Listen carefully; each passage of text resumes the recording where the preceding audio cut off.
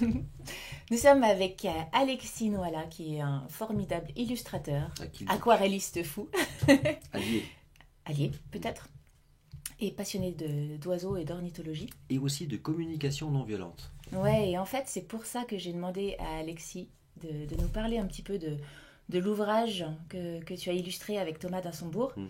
J'ai beaucoup, beaucoup aimé le livre Cessez d'être gentil, soyez vrai, que Thomas a écrit et que toi, tu as illustré. Donc, c'est une nouvelle version illustrée, donc qui ne date pas forcément d'hier, mais c'est du coup très appréciable de lire le livre de Thomas avec des images. Voilà, c'était surtout une très belle rencontre. Ouais, est-ce que tu peux nous raconter un petit peu ça? Bien Comment sûr. ça s'est passé? Alors, ça s'est passé comment? J'ai rencontré Thomas aux rencontres de l'écologie dans la Drôme, puisque j'étais à Die à ce moment-là. Ouais.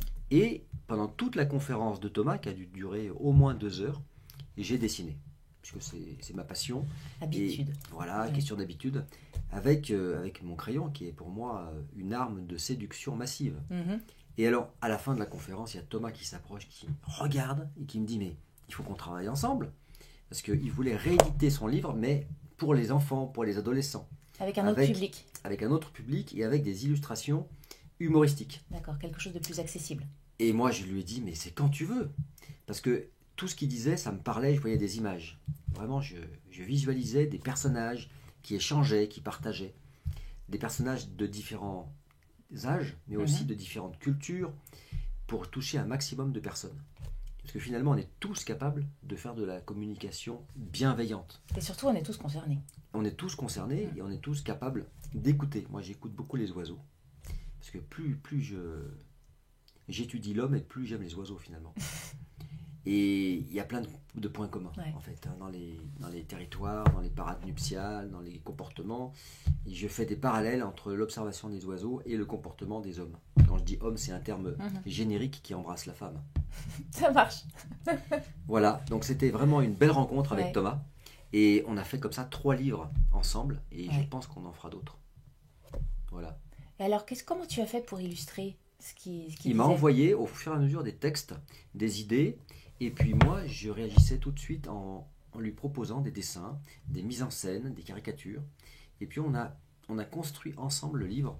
Et finalement, avec un éditeur québécois, les éditions de l'Homme. Et finalement, voilà, l'objet plaît beaucoup parce que c'est vraiment très original.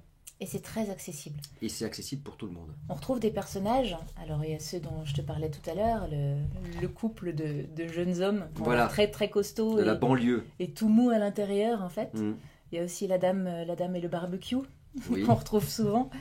Et du coup, ces personnages, ils servent un peu de fil rouge. Exactement. Pour amener différents concepts. Voilà. Je joue toujours sur le paradoxe, sur la contradiction. Les personnages que j'ai représentés de la banlieue sont plutôt des solides gaillards. On a l'impression que c'est des joueurs de rugby d'ailleurs. Des piliers, tu vois. Et en même temps, ils sont prêts à sangloter comme des bébés. Oui. Et c'est ça qui me plaît, c'est de pouvoir jouer sur les paradoxes. Et en même temps, ce sont des gens qui sont adorables. Oui, j'aime beaucoup quand Thomas reprend son histoire. Donc, tu as illustré son parcours depuis sa carrière d'avocat. Il pensait que tout allait bien dans sa vie. Et puis, tout d'un coup, il se rend compte que non, en fait, il est au même niveau que ces gars des banlieues qui commencent à côtoyer. Et qu'en fait, ils sont tout aussi handicapés au niveau de la communication. Et au niveau, en particulier, de la communication de leurs émotions. Et ce qui est bien, c'est qu'on apprend tous les jours. Parce qu'on n'a jamais terminé de travailler sur soi. Ouais. On est là pour ça. Et oui. Et du coup, quels sont les projets après? Alors Thomas, je le vois régulièrement parce qu'il fait des conférences dans toute l'Europe, parfois même peut-être sur d'autres planètes aussi. Il faudrait que je lui demande. Qui sait?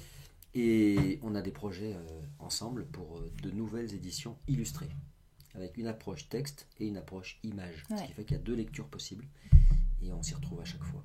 Alors pour celles et ceux d'entre vous qui ont déjà lu les livres de Thomas d'Assembourg, c'est vraiment une très très belle idée de lire ce livre illustré. Ça lui donne une autre dimension. Et on peut vraiment le faire partager aux gens qui ne sont pas forcément concernés, a priori, par la thématique. Ouais. Cessez d'être gentil, soyez vrai. Et puis, le bonheur n'est pas nécessairement confortable. Oui. Tu as aussi illustré. Voilà, et puis le 3e, en fait, c'est les 2 qui ont été réunis dans un même livre. Voilà. Ouais, je vous invite vraiment à les lire. C'est très beau. Merci, alors, à très Alexis.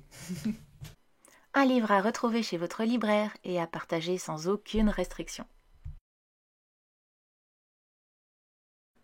Retrouvez-nous régulièrement sur apprentyogini.com.